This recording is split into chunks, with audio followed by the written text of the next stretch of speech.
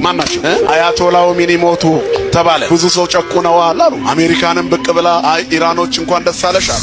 ምን አይነት ግን የተረገመ አስተሳሰብ ሰው ቢኖረው ነው?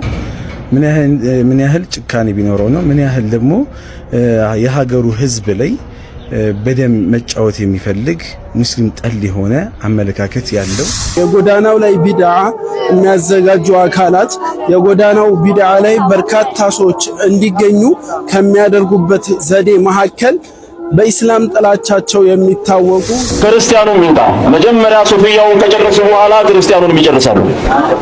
ይሄንን እወቁ። ከኦርቶዶክስ ተዋህዶ ቤተክርስቲያን ውጭ መጽደቂያ መንገድ አለ ብዬ አላምንም። ብቸኛ ገነት የምገባባት ሙጥኝ አድርጌ ያስኳት ኦርቶዶክሳዊ ተዋህዶ ቤተክርስቲያን ናት። ሰላም ጤና ይስጥልን። እንዴት አላችሁ? እንዴት ቆያችሁ? ዛሬም እንደተለመደው በተለያዩ ቅንብሮች ተመልሼ መጥቻለሁ። ተከታተሉኝ ዘንድ በአክብሮት እየጋበዝኩ ላይክ በማድረግ ተጀምሩ ዘንድ በትህትና ጠይቃለሁ። እንግዲህ የመጀመሪያው ዝግጅቴ ስለ መካከለኛው ምስራቅ ጦርነት ነው። እንግዲህ መምህራኖች፣ የሃይማኖት መምህራኖች ምን ይላሉ ጦርነቱን አስመልክቶ?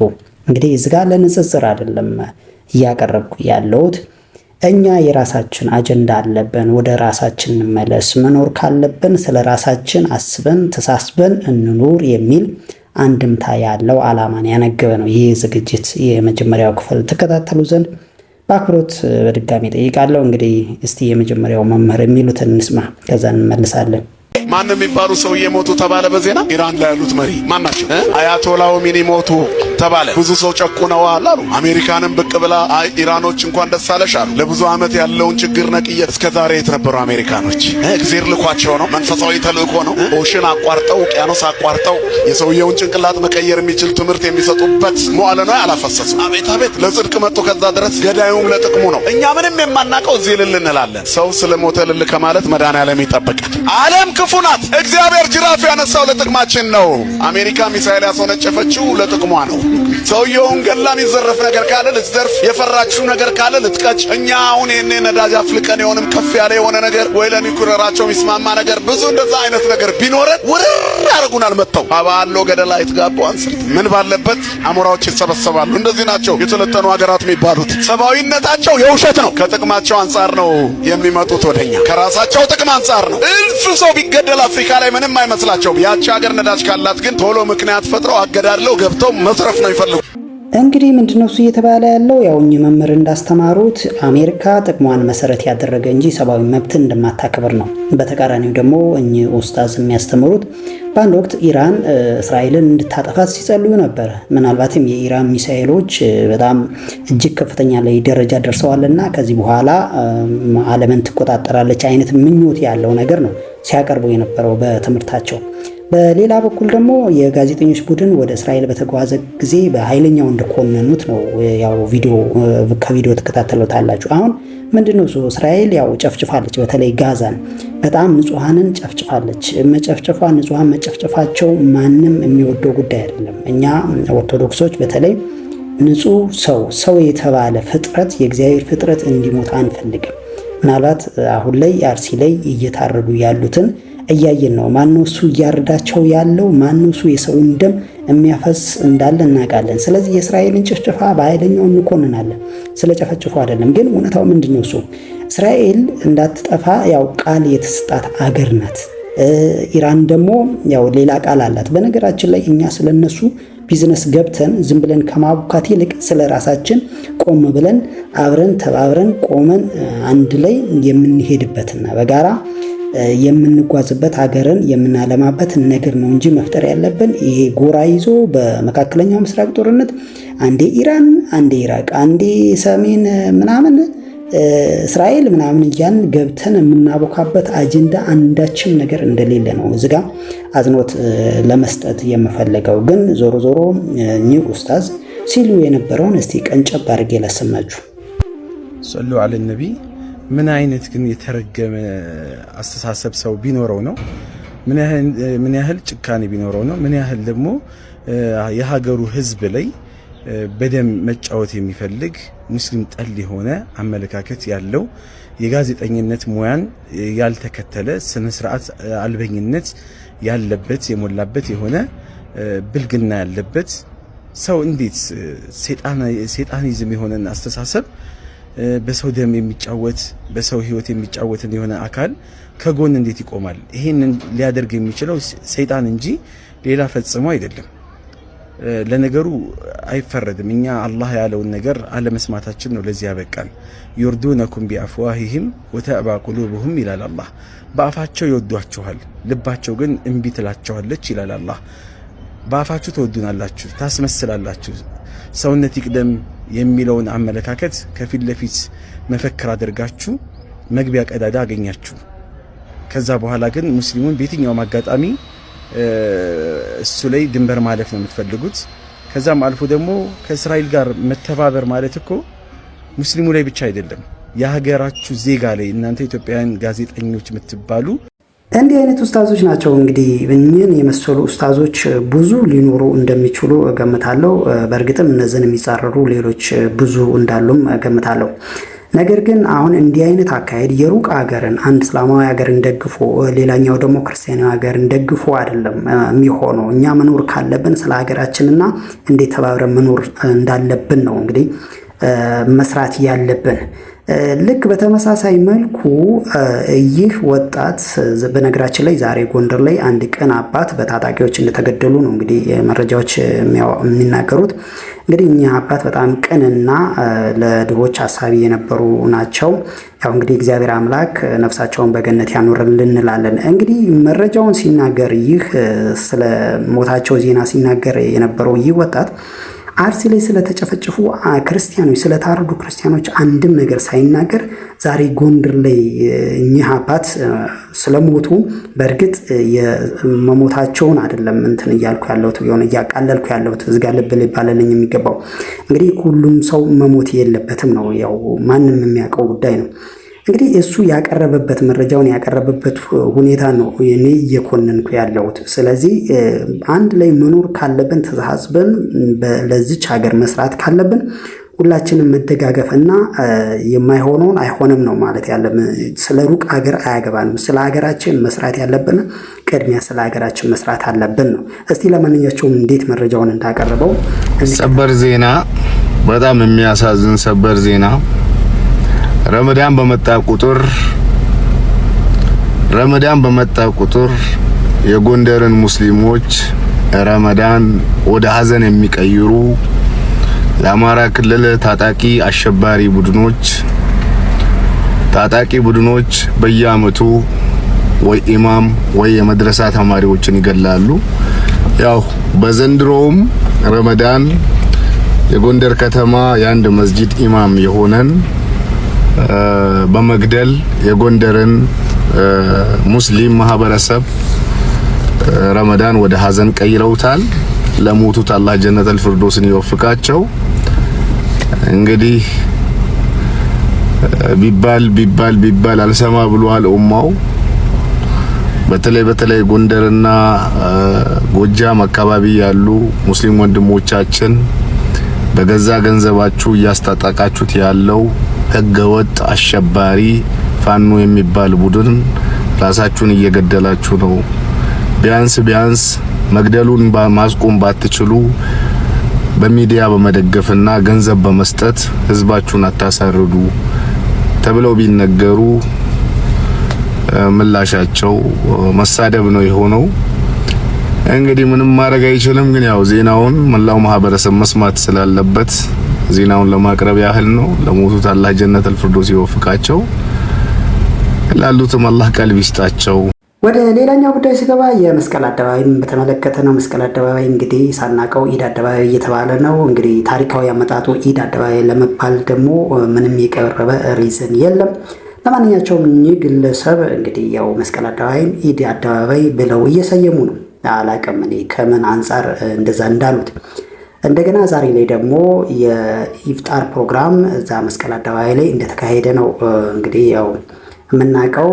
ያው መካሄዱን አንጠላ የሚካሄድ ይህ አንድ ላይ የመኖር ሚስጥር ነው፣ መቻቻል ነው፣ ደስ የሚል ነገርም ነው። በቃ የሆነ የሀገራችን ትልቁ ሀብት ነው። ግን መስቀል አደባባይን ኢድ አደባባይ ብሎ መሰየም ከየት መጣ ነው? እንደገና ደግሞ እዛ አደባባዩ ላይ የኢፍጣር ፕሮግራም ማካሄዱ ሃይማኖታዊ ነው ወይስ ሌላ አጀንዳ አለው? ለማንኛቸውም ይህ ወንድማችን ደግሞ አይገባም የሚል አንድምታ ያለው ትምህርትን እያስተላለፈ ነው። እስቲ እንከታተለው። ሰላም አለይኩም ወራህመቱላህ። የጎዳናው ላይ ቢድዓ የሚያዘጋጁ አካላት የጎዳናው ቢድዓ ላይ በርካታ ሰዎች እንዲገኙ ከሚያደርጉበት ዘዴ መካከል በኢስላም ጥላቻቸው የሚታወቁ የኢስላም ጠላቶችን ሆን ብለው በመተንኮስ ዒድ አደባባይ ወዘተ ብሎ ትንኮሳ በማቅረብ እነሱ ፕሮግራሙን እንዲቃወሙ ያደርጓቸዋል። ከዛ ፕሮግራሙን ሲቃወሙት ህዝበ ሙስሊሙ ደግሞ በኢስላም ጠላትነታቸው የሚያውቃቸው ሰዎች ሲቃወሙ እልህ ይዘውና እዛ ፕሮግራም ላይ ይገኛል። ይህ 6 ዓመት የሰሩበት ፖለቲካ ነው። ማንም ሰው ይሁን ማንም ይቃወም ሀቅ ከማንም ይምጣ እንቀበላለን። በእርግጥ የኢስላም ጠላቶች የጎዳናው ላይ ቢድዓን የሚቃወሙት ቢድዓ በመሆኑ ሳይሆን አደባባዩ የኛ ነውና በሚል ነው። ስለዚህ እኛ ዋናው ነገር ቢድዓውን ይቃወሙ፣ እነሱ ደግሞ ስለተቃወሙ ብለን አላህና መልእክተኛው ያላዘዙንን ተግባር በፍጹም አንፈጽምም። በእልህ ተነሳስተን ዒባዳ እናደርጋለን እንዴ? ይህ ክልክል ነው። በእልህ ተነሳስተን ዒባዳ አናደርግም። ስለዚህ ማንም ይቃወማን ስሜታዊ መሆን የለብንም። ወደ ጎዳናው ቢድዓ ላይ መውጣት የለብንም። ዑለሞች ተቃውሞታል በትክክል። ስለዚህ ዑለሞችን መታዘዝ አላህና መልእክተኛው መታዘዝ እንጂ ያለብን እነሱ ስለተቃወሙት ብለን የጎዳናው ቢድዓ ላይ መገኘት የለብንም። ነቢያችን ሰለላሁ ዐለይሂ ወሰለም ኢብሊስ ሸይጣን ማለት ነው ለአቢ ሁረይራ የአያተል ኩርሲይን ፈድል ሲነግረው ሰደቃ ካሉት እሱ እውነቱን ነግሮሃል። አያተል ኩርሲ ትልቅ የሆነ ፈድል አለው፣ ነገር ግን እሱ ውሸታም ነው ብለዋሉ። ከሸይጣን የመጣውን ሐቅ ተቀብለዋል። ሸይጣን ውሸታም መሆኑን አረጋግጧል። ስለዚህ ማንም ይቃወማን ስሜታዊ መሆን የለብንም። እንዳትገኙ እንዳትሄዱ አላህና መልእክተኛው ያላዘዙት ቢድዓ የሆነ ተግባር ነው። ሰላም አለይኩም ወራህመቱላህ። እንግዲህ እኚህ አባት ደግሞ እውነታውን እየተናገሩ ያሉ ይመስላል። እየገደሉን ያሉ እያረዱን ያሉ፣ በተለይ አሁን ላይ አርሲ ላይ እየተጨፈጨፍንበት ያለው የእስላማዊ አክራሪ ቡድን ከነስሙ እየነገሩ ነው። እስቲ እንከታተላቸው። ለማንኛቸውም ክርስቲያኑም ይንቃ። መጀመሪያ ሱፊያውን ከጨረሱ በኋላ ክርስቲያኑንም ይጨርሳሉ። ይሄንን እወቁ።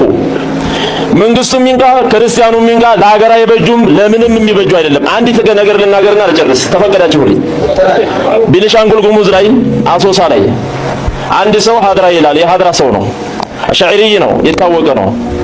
ቤጊ የሚባል አካባቢ መጡና ባልሽ ኒካው የለውም ከፍሯል ይሏታል። ስለዚህ ምን ይሻለኛል? እኛ እናገባሻለን ይሏታል። ባሌን እንዴት አድርጌ ሱዳን ሂድና ቤተሰቦችህን ጠይቅ በይና ጫካ ጠብቀን እንገለዋለን ይሉታል። ጫካ ጠብቀው ገደሉት። ይገርማቸዋል። ገለውት በጆንያ እጁን እንክትክት አድርገውት በጆንያ በቆሻሻ ቦታ ላይ ወረወሩት። ተማሪ ሁሉ ወጥቶ ፈልጎ ነው የዛን ሰው የጀናዛ ያገኘው። ማን ነው ይሄን ያደረገው? ዋህብያ። እያንዳንዱ ይገላል። ወደፊት ሶሪያ እንዳደረጉት፣ ሊቢያ እንዳደረጉት ጠቅላላ ሙፍቲውን እንደጨረሱት ገና ከቤት ያዋጣሃል። የማትናገር ከሆነ ከሐሪም አህም ያዋጣሃል። ገና ልብ በል። እያንዳንዱ መጅሊሱ ትላለህ፣ ገና ህልውና የለም፣ ለመኖር ራሱ ተስፋ የለም። አገር ፈልጉ እያሉ ነው አሁን። ታዲያ ለዚህ ለምንድን ነው የምንለባበሰው? ለምንድን ነው ቅቤ የምንቀባው ነው የምለው። እንዲህ አይነት አባቶችን እግዚአብሔር ያብዛልን፣ እኚህን አባት በጤና ይጠብቅልን። በእውነት በጣም ትክክለኛ ትምህርት ነው እያስተማሩ ያሉት። ማንም የትኛውም ሃይማኖት ሰውን ግደል አይልም። እንግዲህ አሁን እያየን ያለ ነው አርሲ ላይ ማረድ ነው፣ በቃ መጨፍጨፍ ማረድ ነው። የኔ ሃይማኖት ነው የሚበልጠው ብሎ ክርስቲያኑን እሱ ያልመሰለውን ማረድ ነው። ይህ ደግሞ ሰይጣናዊ ነው። ይህ አምላኩ ምናልባት ግደል የሚል ከሆነ የሚያመልከው ሰይጣንን ነው፣ አምላክን ወይንም ደግሞ አላህን አይደለም። ስለዚህ ሰይጣን ደግሞ ተከታተሉት ምን እንደሆነ። አራዊት እንደ ጅብ፣ ከፍጥረት እንደ ሰይጣን ፈሪ የለም፣ ጉልበታምም እንደነሱ የለም። ጅብ ጉልበተኛ ነው ግን ፈሪ ነው። እንደ ጉልበቱ ማን ከፊቱ ይቆም ነበረ። አጋንንትም እንደዛ ናቸው። ዲያብሎስ በጣም ጉልበተኛ ነው ግን ፈሪ ነው። የጉልበቱን ያህል በትንሽ ነገር የሚሸነፍ ዲያብሎስ ነው። በስመ አብ ስትሉበት ይሮጣል፣ ከፊታችሁ አይቆምም።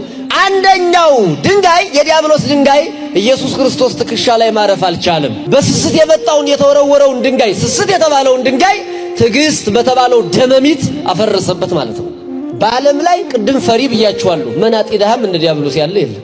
ባዶ እጁን የቀረ የተራቆተ ግልድም ጨርቅ የሌለችው ትንሽ ሀብት የሌለችው የመጨረሻው ድሃ እንደ ዲያብሎስ ያለ የለም። ግን አለኝ እሰጣለሁ ይላል። ጉራው እንደ ዲያብሎስ ያለ። አሁን ብዙዎቻችን የሌለን አለኝ ስንል የማን መንፈስ አድሮብናል ማለት ነው?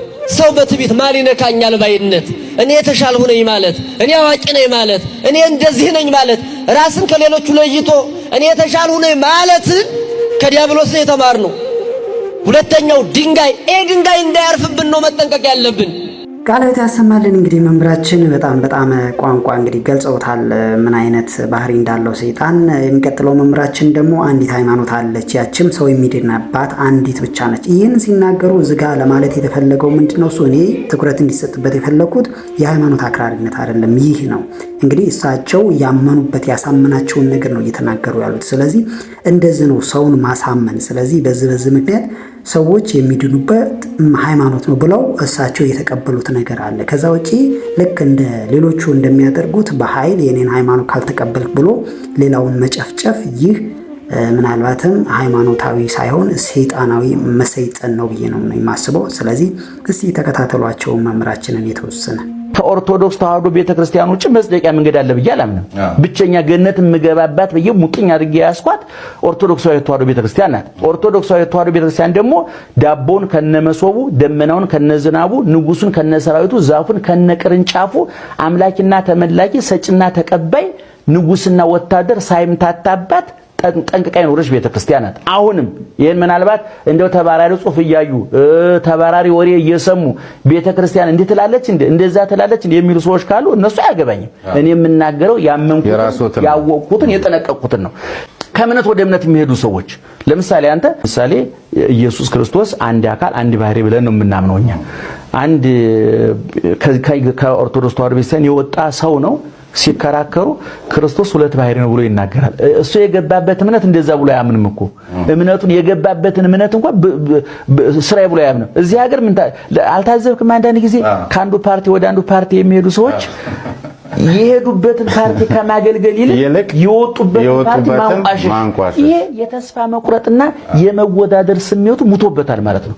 አንተ ለምሳሌ ኦርቶዶክስ ተዋህዶ ሃይማኖት አይሆነኝም በቃ በይሄኛው አያድነኝም ብለህ ፕሮቴስታንት መሆን ትችላለህ፣ ሙስሊም መሆን ትችላለህ። እዛ እጂ ማገልገል ነው። እዛ ሄደህ የሄድክበትን ዓላማ ማሳካት እንጂ እዛ ሄደህ የወጣህበትን መሳደብ። እኔ እንደው ስድቡ ሲፈለቀቅ ውስጡ ለምን ወጣው ምን አቀበጠኝ ለምን አርፌ ያለቀመጥም ነበር የሚል እሽጉን ስቀድ ቁጭት ነው የሚታየኝ። እኔ ከእስልምናም አንተ ወደ እስልምናም ገብተህ ከሆነ ቁርአኑ ምን እንደሚል እዛው ማጥናት ነው እንጂ ያለብህ እስልምናውን መሽገህ ክርስትናውን ማጥቃት፣ ክርስትናውስ መሽገህ እስልምናውን ማጥቃት ልክ አይደለም። አንደኛ። ሁለተኛ ከኦርቶዶክስ ተዋህዶ ቤተክርስቲያን ወጥተህ ሌላ እምነት ስትገባ የገባህበትን እምነት ስልጠና አይሰጥም ወይ? ኢየሱስ ክርስቶስ እያስተማረ እኮ ሐዲስ ኪዳን እኮ 3 ዓመት ከ3 ወር ነው እኮ የፈጀው ትምህርቱ። ሐዋርያት ክርስቶስ እያስተማረ ሐዋርያት እየተማሩ ለዛውም የክርስቶስ ትምህርት በቃልም በተግባርም የታገዘ እኔ ሕይወት እንጀራ ነኝ ብሎ እንጀራ እያበረከተ፣ እኔ ዓለም ብርሃን ነኝ ብሎ አይን እያበራ፣ እኔ ትንሣኤና ሕይወት ነኝ ብሎ ሙት እያስነሳ እዛው እያሳየ በተግባር እንኳን ቃሉን በተግባር እያሳየ እንኳን በቃልና በተግባር የታገዘ ትምህርት እየሰጠ 3 ዓመት ነው የፈጀው። ዛሬ ከአንዱ እምነት ወደ አንድ እምነት የሚሄዱ ሰዎች እዚህ ያለውን እምነት በመሳደብ እልህኝነት ለድህነት ከምንጨነቀው ይልቅ ድህነቱ አስጨንቆናል።